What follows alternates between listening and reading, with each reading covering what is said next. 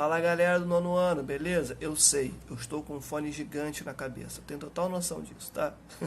Eu tô com ele aqui para poder ver se o áudio fica bacana para vocês, tá? E não reparem minha cara descansado não, tava gravando, gravando aí, tava preparando aula agora. Aí acabei a aula e vim gravar, tá bom? Galera, vamos lá. Por que eu tô gravando esse vídeo? Porque amanhã, na nossa aula de sexta-feira, do dia 18/6, eu pretendo não, né?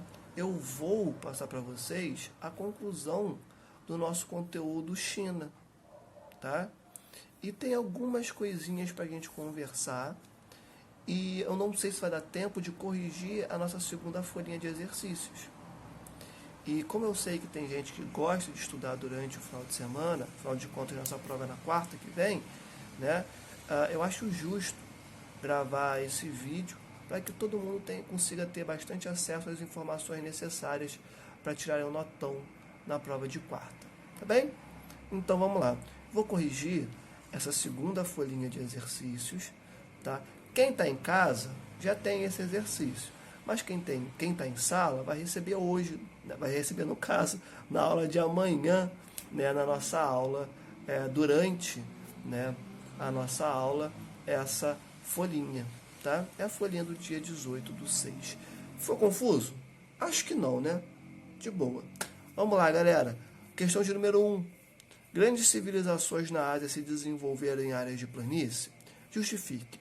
Sim, tá? Já é a primeira resposta aí para vocês. Sim. Ponto. Vamos para a justificativa agora. Galera, é o seguinte. Planícies são formadas a partir da deposição de sedimentos que estão sendo carregados por rios, tá? Então, o rio ele vai levando um monte de coisa ao longo do seu trajeto. Esse monte de coisa nós chamamos de sedimentos. Esses sedimentos vão sendo depositados uns sobre os outros e ao longo do tempo eles vão formar a planície, tá? E galera, a humanidade, em um dado momento, começou a perceber que essas regiões de planície eram extremamente férteis, porque estão coladas ali no rio, tem a umidade vinda do rio. Esses sedimentos já dão uma fertilidade bacana para o solo. Então, o que a humanidade começou a fazer? Começou a se estabelecer nessas planícies. Então, algumas das maiores civilizações da história da nossa raça, que é a raça humana, obviamente, né, se estabeleceram ali, nas planícies. Tá? Começaram a crescer, se desenvolver em torno de rios. E aí, quando eu falo em torno de rios, eu estou falando de quê? De planícies. Tá? Para se aproveitar dessa fertilidade e plantar. Show? Então, anota aí essa resposta. Já falamos o sim, né? Agora vamos para a justificativa. A fertilidade, característica dessas áreas de planície, fez com que as pessoas se estabelecessem ali, vírgula, e com isso desenvolvessem grandes civilizações. Ponto final. É isso, gente. Tá? Vamos para 2. A partir da leitura do texto abaixo, indique de qual região da Ásia estamos falando.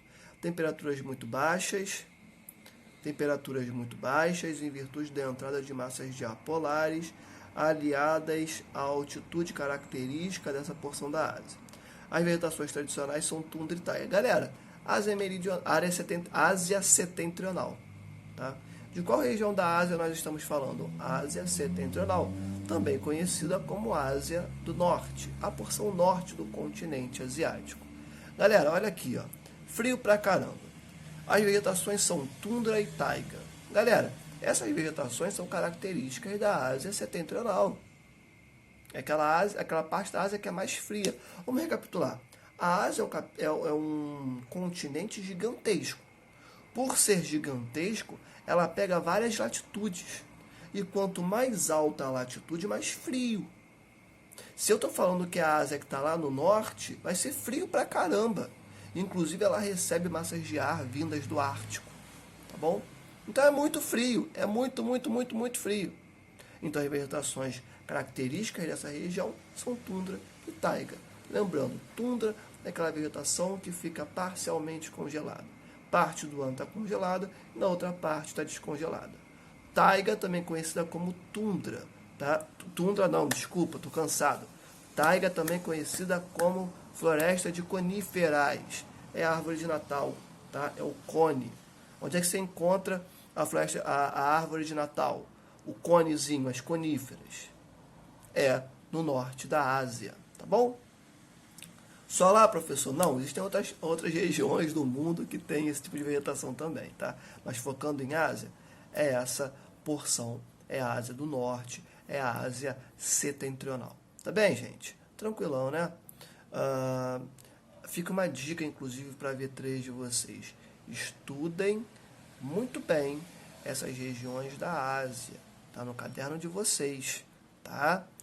Pode ser que eu pergunte sobre outras regiões desse continente da mesma forma. Vou colocar um textinho e vou perguntar que região da Ásia é essa. Então, estudem as regiões da Ásia, tá? Vamos continuar.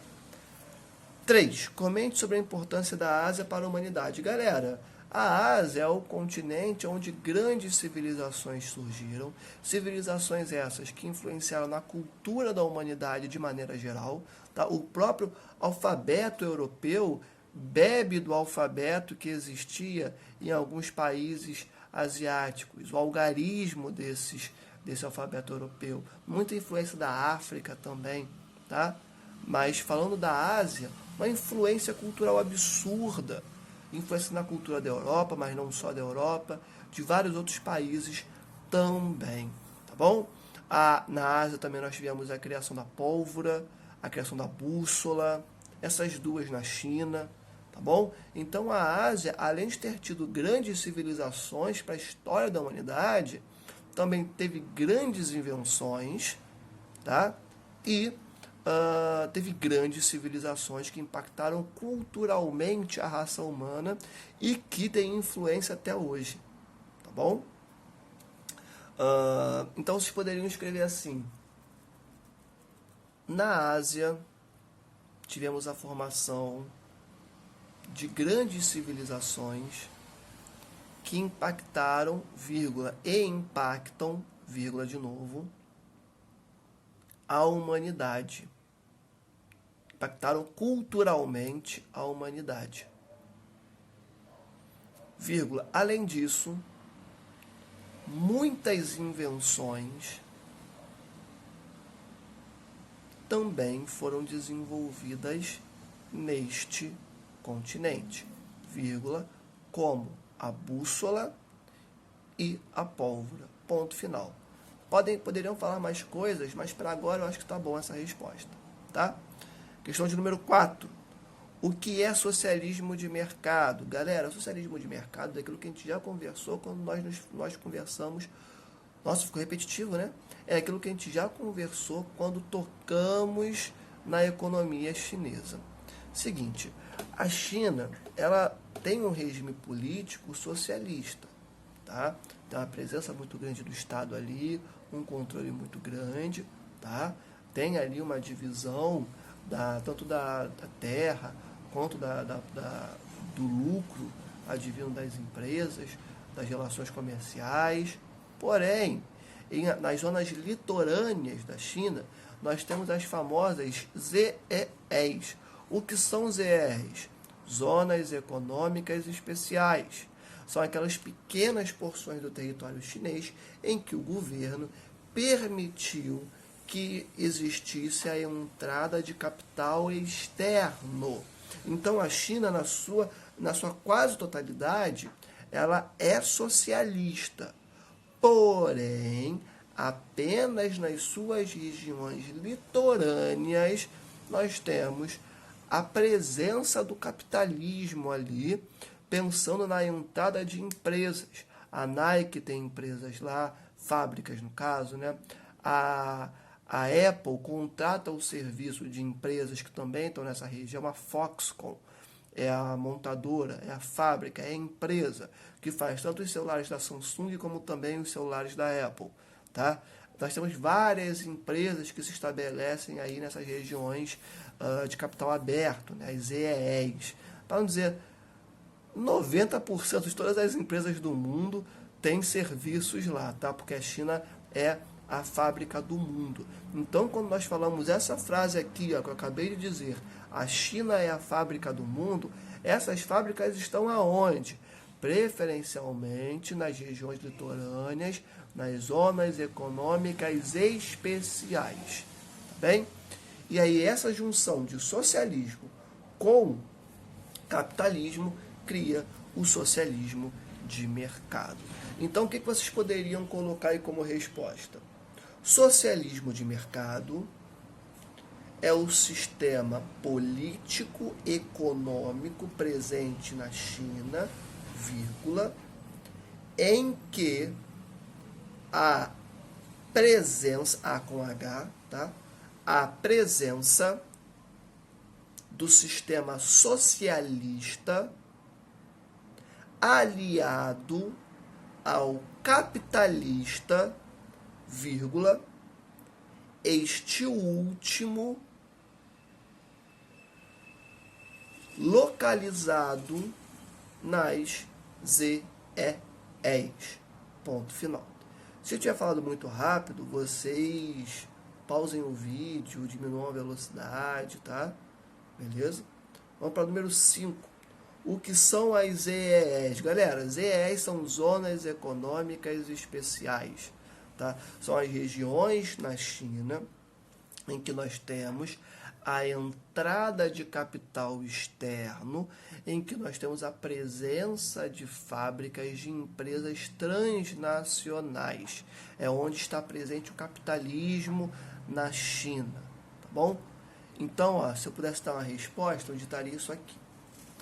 ZEEs, abre parênteses, zonas econômicas especiais, fecha parênteses, são regiões em que é permitida a entrada de capital externo na China.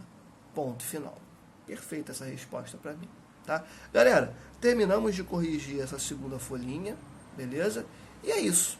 Fechamos já os exercícios que eu passei no caderno, tá? Aquelas foram 3 ou 5 questõezinhas que eu passei para vocês, as questõezinhas bem importantes que eu escrevi no quadro, mais aquela primeira folhinha de exercícios que também já corrigimos, e mais essa segunda folhinha, tá bom?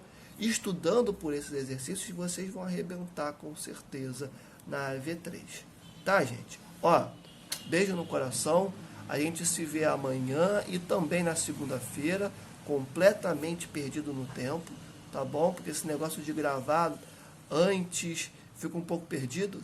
A gente se vê no futuro, tá? Beijo. Fui.